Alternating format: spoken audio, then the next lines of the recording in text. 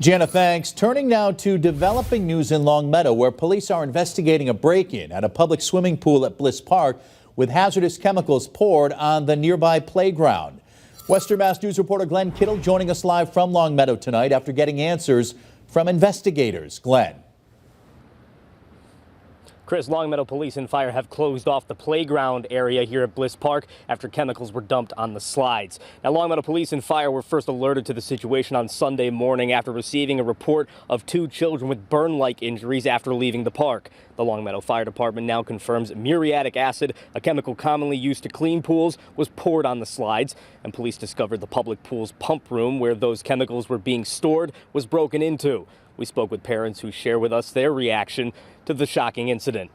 That's awful. I can't even believe that. Like, we go to Bliss a lot, and that's just heartbreaking to think that they would do that. Now, coming up tonight at 6, we'll hear from one of the mothers whose child was injured during this shocking incident. Reporting live in Longmeadow, Glenn Kittle, Western Mass News.